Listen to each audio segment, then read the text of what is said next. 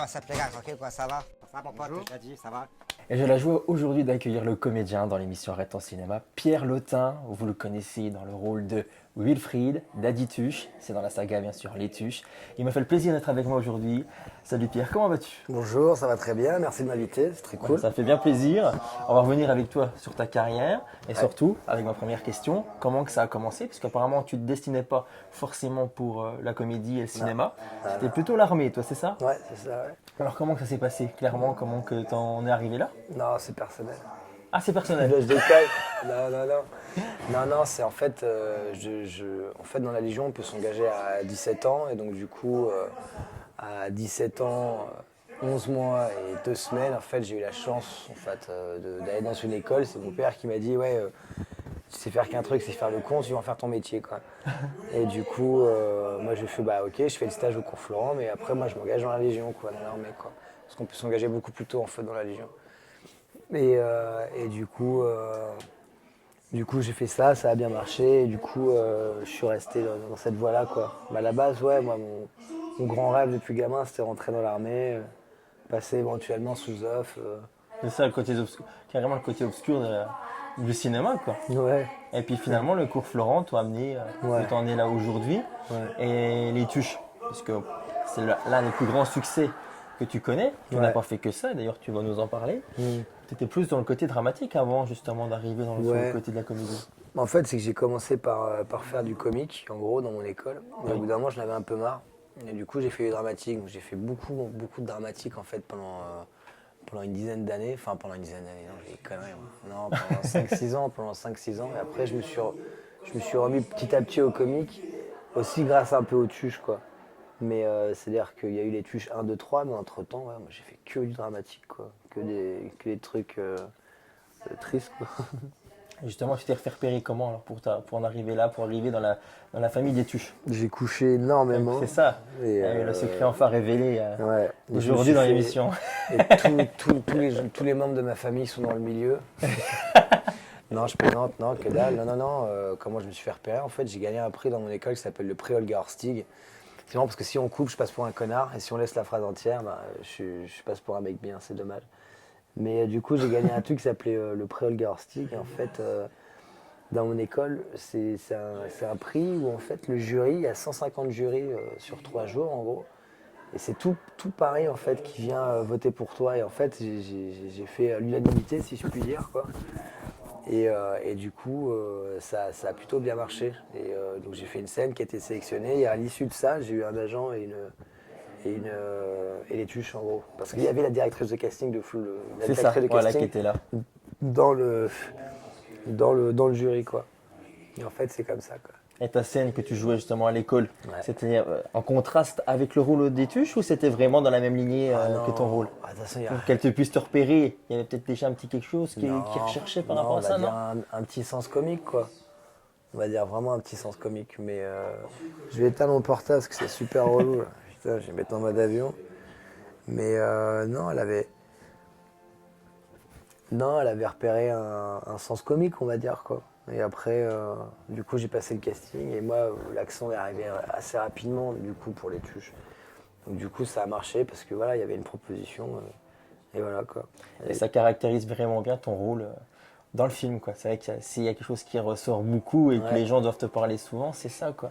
La voix. Souvent, ouais, la voix. Ouais. Ah ouais, la voix. Ouais. Je suis pas comme ça et tout, tranquille ou quoi, on est à Remiremont, on représente Tug Life, c'est 3e opus de mon album.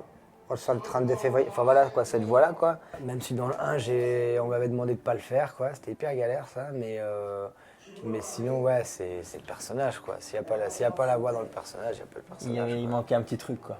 Vraiment, Bah, il est arrivé quelque direct. chose, quoi. Ouais. Il est arrivé direct. Pour quoi. toi, c'était une évidence pour le Ah rôle. ouais, bah, Ouais. j'ai lu la première page du truc. Et ouais, ça m'est apparu comme ça, quoi. Je me suis dit, ah ouais, il va faire comme ça, quoi. Je sais pas pourquoi. Ah oui. Ouais, c'est venu assez rapidement, quoi. Mais c'est plus facile quand on prend beaucoup de plaisir de construire un personnage comique. Oui. Ouais. Ouais, que dramatique, c'est pas. Un personnage C'est pas dramatique, la même ça, il y a façon de plus faire.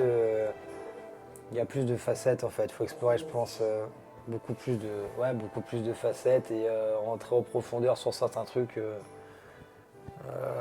Je sais pas, parce qu'après, moi, je vous dis ça pour les personnages, par exemple, si je dois jouer un schizophrène, ou si je dois jouer un mec qui a 10 fois plus d'histoire que moi, bah, pour comprendre ce mec, faut se renseigner, donc c'est plus de travail quand même. Ouais. Voilà. On dit, ouais, c'est plus facile de faire pleurer que de faire rire, non, c'est pas vrai. Non, c'est pas évident de faire rire, Non, forcément. en revanche, quand on n'est pas drôle, on n'est pas drôle. Ouais, Et c'est ça. c'est galère, ça.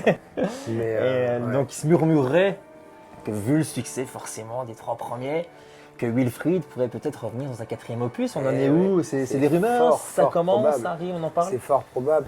Et tu sais, c'est comme dit le réalisateur Olivier Barrault, il veut pas faire le tuche de trop en fait. Forcément. Et on fera pas le tuche de trop parce que si ça marche comme ça, c'est parce que on le fait de manière très honnête aussi quoi. Et que même sur le tournage, enfin, c'est pas un tournage de potes ni rien, mais ça se passe relativement très très bien avec tout le monde quoi. Même avec les techniciens, avec tout le monde, avec la réal, avec les cuistots, tout le monde quoi. C'est une vraie ambiance, Ouais. un peu l'atmosphère qu'on retrouve dans le film, on le retrouve ouais, il y a une côté cohésion. chaleureux surtout. Il y a une cohésion complètement. Ouais. Et même les gens de l'équipe technique, tout ça, ils se prêtent au jeu aussi. Ils se prêtent au jeu du film aussi, quoi. Ça devient des tuches à la fin, quoi. Ouais, c'est ça. Ah, Ah oui, ouais. forcément, oui. Franchement, ouais. Puis même dans le 3, il y avait les gens de l'équipe technique qui venaient chez moi le soir. On faisait des barbecues, c'est ça, quoi.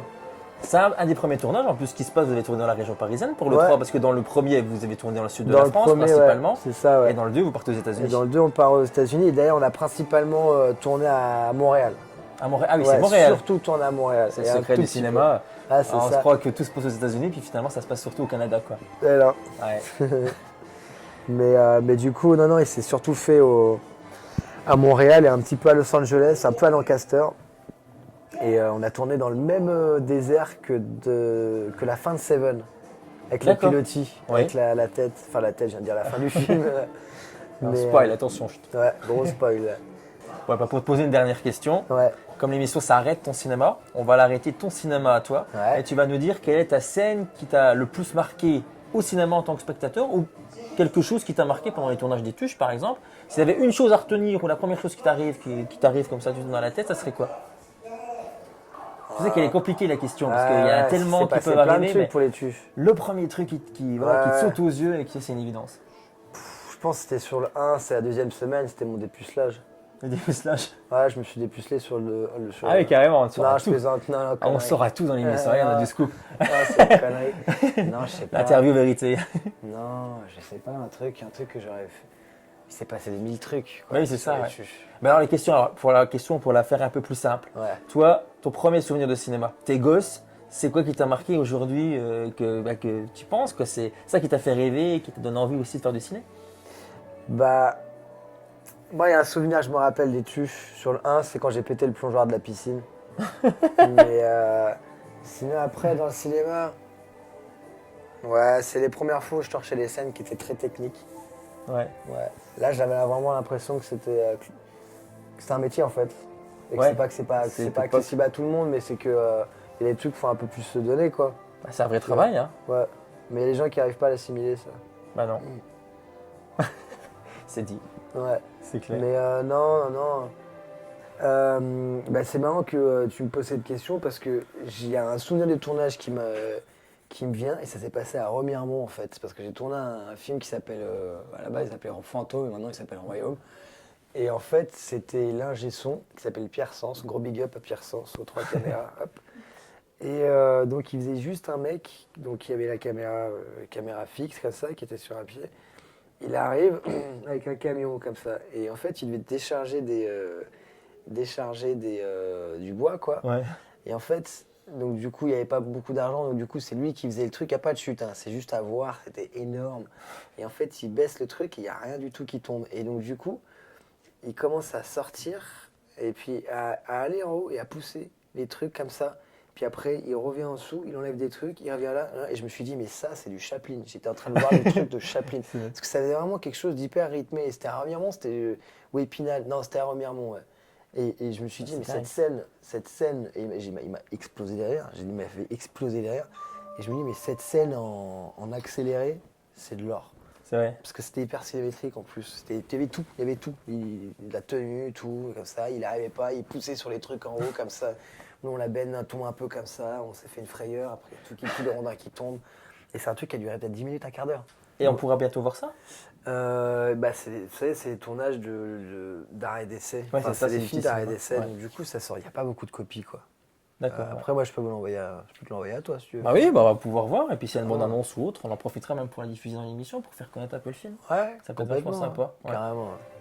Je pense mais c'est mon dernier souvenir que je garde vraiment assez profondément, quoi, dans ma tête. C'est le dernier tournage que j'ai fait avec François Ozon, où là, vraiment, ouais, ça a bossé, quoi. Ouais, c'est pas du tout le même style de tournage, c'est une autre ambiance quoi. C'est On pas sent le même que c'est un style. autre cinéma quoi. Ouais, c'est ça, Ouais. c'est un autre cinéma. Mais c'est pas dire que c'est mieux ou moins bien, parce que moi, les tuches, j'adore les tuches. Et qu'il y a des scènes qui se font aussi techniquement pour d'autres choses. Mais parce que dans le jeu, il n'y a pas besoin trop. Ouais. Dans le jeu, je l'ai le personnage, donc ça va. Là, le truc avec Ozon, ouais, c'est quelque chose qu'il fallait composer petit à petit, il fallait rester très très concentré. Et ouais, j'étais assez content de ça, ouais. Donc tu vas être dans le prochain Ozon, c'est ça que tu es en train de nous dire. Ouais, Ouais, voilà, on va te découvrir encore au cinéma. c'est ça. Prochainement peut-être dans les Tuches 4, C'est ça, mais c'est sûr au moins dans le prochain Ozon.